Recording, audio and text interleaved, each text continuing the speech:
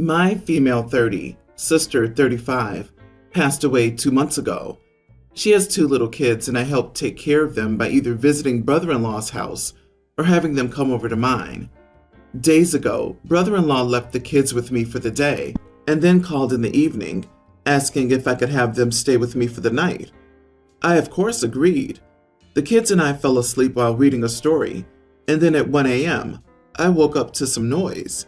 I opened my eyes and saw my brother-in-law slowly climbing into bed. I freaked out, asking what he was doing. He tried to calm me down and said that he saw the kids were with me and he wanted to join us. This did not sit right with me. I was confused. I asked how he thought this was appropriate, and he again said that his kids were there, so he didn't think I'd mind him being with them. I felt extremely uncomfortable. I got up and asked him to please leave the room, but he objected, saying, I can't keep him away from his kids. I told him that I'd have the kids join him in a minute. He eventually walked out. He got the kids dressed and took them home after calling what I did unnecessarily cruel and rude. The next day I tried to call to check on the kids, but he was still upset, saying that they were asleep after I interrupted their sleep by refusing to let him join us in bed. I hung up and felt so many things all at once. I told my mom, and she said that I had to apologize for how I behaved toward my grieving brother-in-law. Am I the idiot for saying no? What? So, if I understand this right, he snuck into your home in the middle of the night and was going to crawl into bed? Excuse me? On what planet is that acceptable behavior? Not the idiot. You weren't keeping him from his children. You were keeping him from creeping into your bed while you slept. I can understand that everyone's going through a tough time right now, so maybe he doesn't understand what he did, but that doesn't make you the idiot for kicking him out of your bed. That man is trying to slide right into bed as if you're his dead wife, your sister, and he doesn't see a problem with that. That's not a mistake. That was a tactile move to see how far he could push your boundaries and how much you'll allow during a vulnerable time, half asleep. One does not simply climb into bed with your wife's sister because she's withholding me from my kids if she doesn't say yes. Firm boundaries need to be put into place now. This situation needs to be discussed. You were right to have all your alarm bells go off. I would change the locks. Why did he even have a key? I also wonder if OP looks like her sister. That he asked her if the kids could stay overnight and then crawl into bed with her, with she couldn't keep him away from his children. This was planned. He's running a calculated operation now to defend his bruised ego. Even if he wasn't clear-headed when he tried to get into that bed, she must be careful. Agree. It sounds like he's trying to use you as a replacement wife. It's common in these situations, especially because you take on many mother roles. Good for you for drawing that hard line and sticking to it. He needs to apologize to you, not the other way around. And what's wrong with your mom thinking otherwise? Does your mother understand the context? That he came into your house at 1 a.m. and tried to get into your bed? That's not okay. I know what's wrong with mom. Wouldn't it be convenient if the daughter just replaced the dead daughter? Ugh, grieving dad wouldn't remarry out of the family, and grandma would keep the same access to the grandbabies. OP, disregard anyone who says you need to apologize or says that you reacted harshly. There's nothing normal about what he did. Kids or no kids in between. He completely crossed the line and then guilt-tripped you. My wife and I currently live with my mom. It is super embarrassing, and believe me, we're trying to get out, but we have no option for the moment. My mom and my wife have never gotten along, and my mom is a crappy mother-in-law, so I'm on my wife's side 100% and shut it down when my mom starts. Sunday was my wife's birthday, and my wife is huge on birthdays. We had a whole day planned, and I had some extra surprises. I know from previous years that she has sky-high expectations for birthdays and gets disappointed if there's any setback. We were getting ready to go out, and my mom fell down the stairs. It was totally her fault. She was running in heels. Obviously, we both went to her, but she was adamant that she didn't need help. I told her she needed to go to the emergency room as she couldn't move her wrist and was quite literally withering in pain. I felt I had to offer to drive her as she can't drive with one arm, and I've heard you can't Uber if you're clearly injured for liability reasons. I saw my wife's face fall, but it just felt like what I was supposed to do.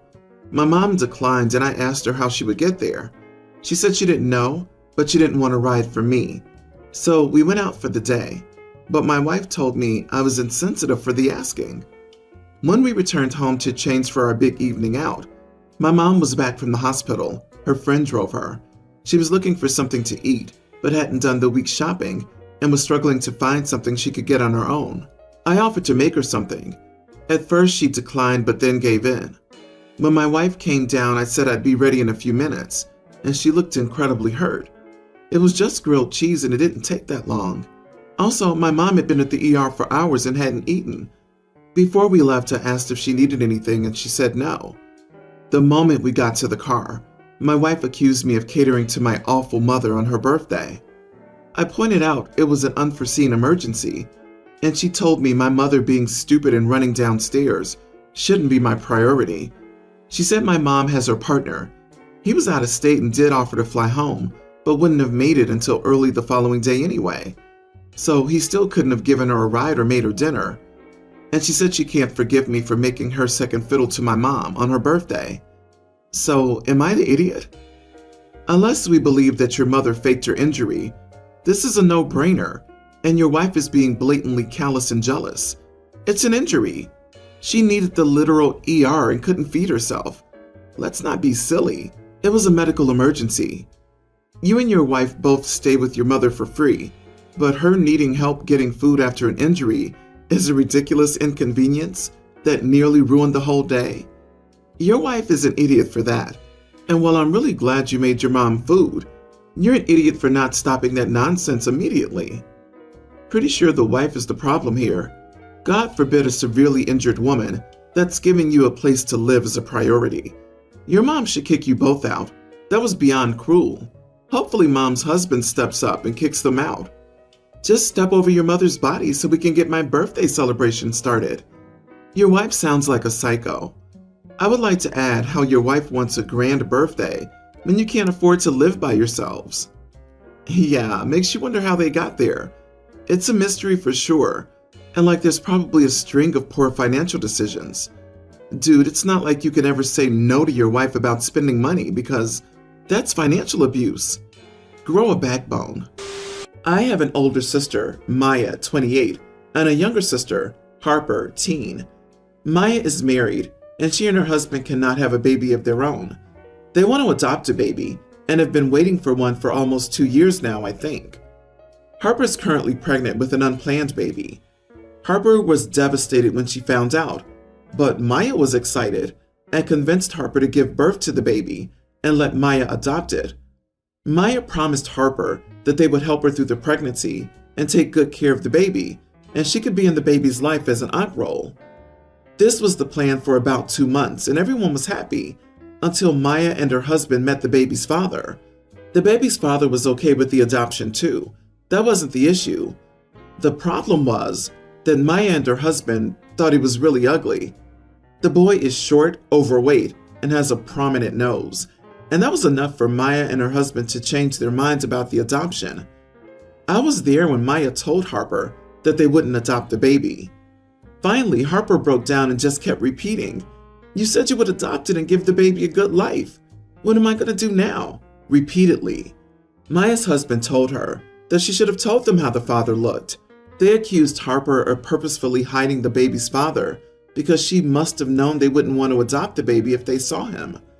I told them that they don't deserve a baby, and I hope nobody will ever give them one. I also told Maya that I think she's infertile for a reason. The universe knows what a terrible person she is, and that's why she can't have a baby. Maya started crying, and they left, and now even my father's mad at me. He says Maya has every right to decide which baby she wants to adopt. We can't force Harper's baby on her, and I owe her a huge apology for what I said. Maybe I went too far by saying that Maya's infertile for a reason, but she is a shallow person, and I feel like she deserved it for what she did to Harper. Am I the idiot? Not the idiot. Your brother and sister-in-law are the shallowest people I've ever read about. Imagine not wanting to adopt a baby that you begged for to the detriment of your sister, only to take it back, all because there's a chance the baby will be ugly. There are people in this world who deserve children, and those who don't. I've seen siblings who were definitely more conventionally attractive than the others with the same parents. Genetics is unpredictable, and they're disgusting for doing that. It's not an incurable genetic disease he had. It's just looks. If they want a perfect designer baby, tell them they need to have their own and screw off thinking about other children.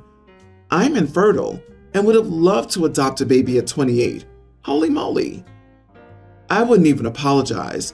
I would double down and announce that, as ugly as they both are inside, it shouldn't matter how ugly they think the bio dad is on the outside. I agree with you. Hopefully no one ever gives them a child. I can only imagine how many they would want to trade in just because they don't potty train quickly or they cry too much. Just yikes. Also, your dad should be ashamed. Not because he should force the child on them, but because he sat by while his sister was basically being attacked for not telling them what he looked like. I mean, really? I really feel for the younger sister. The older sister basically took her choice from her.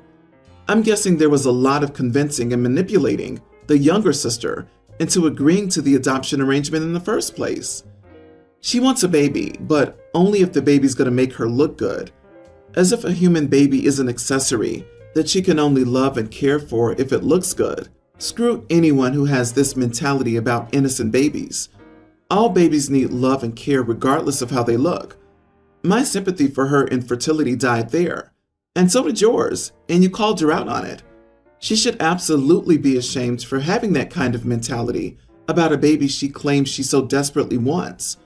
A choosing beggar of the worst kind. My 33 male father is deaf. Because of this, I've been signing for as long as I can remember.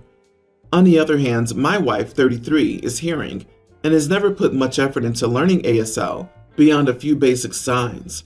This has never bothered me, but it does make it difficult when we visit my family, since I have to play translator if she and my dad want to have a conversation. But I do it to facilitate a bond between them.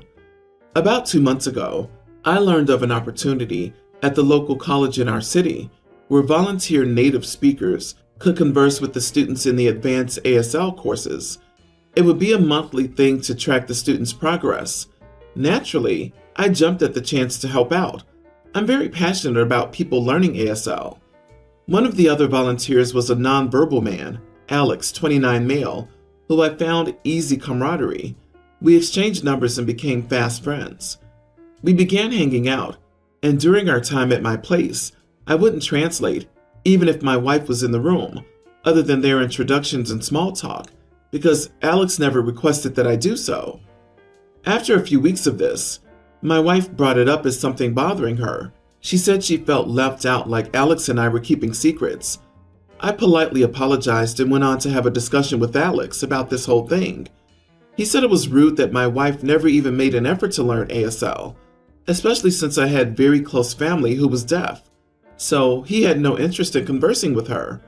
And honestly, I agreed with him. It didn't rub me the wrong way at first, but now that she's complaining about being left out, despite having years to learn at least some of this new language, feels silly. I let my wife know I would still translate for my dad and her, but things stayed the same with Alex. She's still angry at me. Am I the idiot? Info. Are you planning on building Alex an art studio in your home? Are you having an affair? If Alex doesn't want to talk to his wife because she refuses to learn his language, this isn't an art room situation. It's a respect thing, especially since he has deaf family members and they use it. She's rude, and he doesn't want to interact with her. Not the idiot, OP, purely because she's made no effort to communicate with your father, and she's spent however many years excluding him from everything, unless you're there to translate. I don't think it's rude. Learning ASL is a lot of work. We don't know her schedule. We don't know if they have kids. We don't know if she's working or in school. We don't know if anyone asked her to learn ASL, and we don't know how often they see his dad. I think it's rude to go to someone's house and insult them in a language they don't understand. This guy sounds like he's deliberately isolating the wife in her home, and the OP is letting him. Yes, you are the idiot. If I had a deaf child, I would 100% learn sign language. But for a parent-in-law, I don't think I would. It's not that easy for an adult to learn a language. You don't just take a few lessons. It's a years-long process. Even if she started now, it would be at least 5 years before she could even manage a basic conversation. So you need to keep encouraging her to learn, but keep translating until she does. I, female 18, live with my mom and stepdad and my older sister Lily, 24. Lily's around 6 months pregnant with her first baby and moved back in after her boyfriend dumped her. After a long day at uni lectures, I came home and made myself dinner. After putting it on a plate, I left it in the kitchen while I went to the toilet, and I got distracted because the family dog needed to be let outside to pee. When I returned to the kitchen, Lily had eaten my dinner. I told Lily that was my dinner, and she just stared at me in silence. So I went to go make some cup noodles and told Lily this was annoying. Lily said she was hungry and said that she was eating for two and told me to shut my mouth. I started yelling at Lily and told her that she should be apologizing after eating my dinner, and maybe she should learn how to cook for herself if she's so hungry. Lily started screaming at me like a demon, to the point where I didn't understand what she was saying, and grabbed my noodles and threw them out the window, leaving me dinnerless and noodleless. Then Lily stormed out and went to her room. I told my mom and stepdad what had happened, as they were very confused by the commotion. My mom told me I escalated the situation by yelling at her and by my comments, and I should apologize to Lily, and that she's probably just hormonal. I don't think Lily is owed an apology. I think she was just being a jerk. But what do you guys think? Not the idiot. It was your food and she stole it. Pregnant women do not eat for two. 300 more calories per day is the usual thing we hear at the clinic I work for. That's like a protein bar, not your dinner. And if she can't cook, what's the kid gonna eat, trash all the time? I wouldn't even talk to anyone in your house until they come around. Unhinged. No amount of hormones makes you lose your ability to reason. Your sister chose to act on her impulses, whether motivated by hormonal changes or not, which is a deliberate decision. She ate your dinner, didn't apologize for it, then screamed at you, then ruined your second dinner. You don't owe her an apology whatsoever. She owes you 3. Wonder why her boyfriend dumped her. She seems so nice. Being pregnant is not an excuse to eat other people's food, and definitely not an excuse to be an idiot to your sister. Your mom's also an idiot for backing up someone who stole your food and threw a second meal out the window after she was super rude when you told her what she did wasn't cool. Go get yourself some on-campus housing or something.